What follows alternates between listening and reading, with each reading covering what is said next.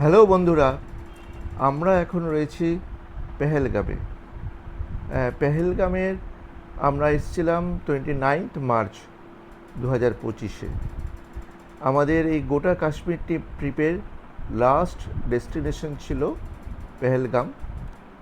পেহেলগামের একদম মেন মার্কেটের কাছাকাছি হসপিটাল গেট থেকে একটু এগিয়ে গেলেই আমরা ডান হাতেই নদী পেয়ে যাব এবং নদীর ব্রিজ পেরিয়েই আমাদের হোটেল শিকারগা রিসর্ট।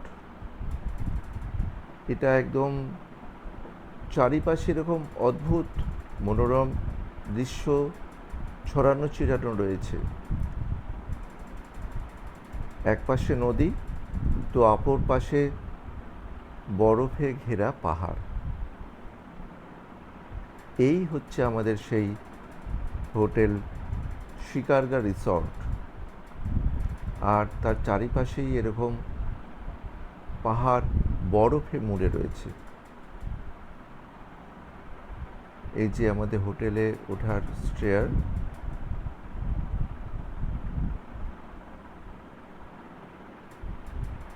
আর এই হোটেল থেকে এরকম দেখা যায় দূরে।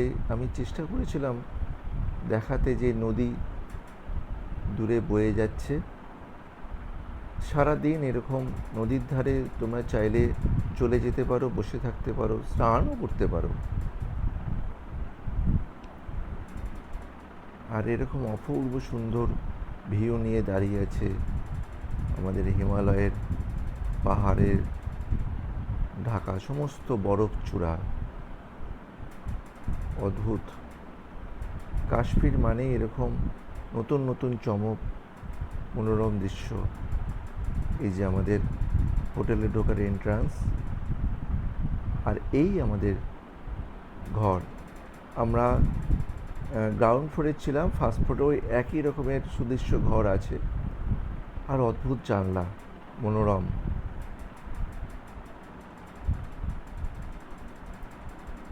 জানলায় বসেই তোমরা সারাটা দিন কাটাতে পারো। একদিকে জানলার দিকে নদী, আর এই আমাদের বেড। সারাদিনের ক্লান্তির কারণে একটু আগোছালো রয়ে গেছে আমাদের পুরো ঘরটা।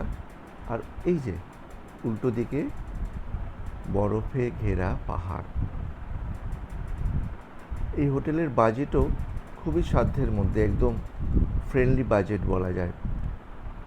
আমরা সিজনে এসেছিলাম মার্চে একদম শেষের দিকে। 2 থেকে 2,500 টাকার মধ্যে তোমরা চাইলে এই হোটেলটা পেয়ে যেতে পারো।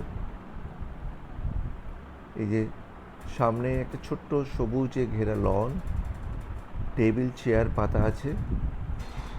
তোমরা চাইলে এখানে বসে চা বিস্কিট খেতে পারো, বা তোমাদের পছন্দের কোনো পানীয়।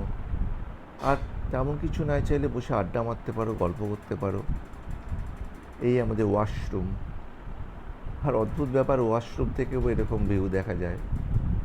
তোমরা এখানে যে কাজেই যাও না কেন, এখানেও বসে থাকতে পারো যতক্ষণ ইচ্ছা। কি অদ্ভুত না? একদিকে পাহাড়ে ঘেরা বরফের পাহাড়, আর অপরদিকে জানলায় নদী বয়ে যাচ্ছে। জানলা থেকে হাতছানি দিয়ে ঢাকে নদী, আর উল্টো দিকের জানলা দেখা আয় বরফ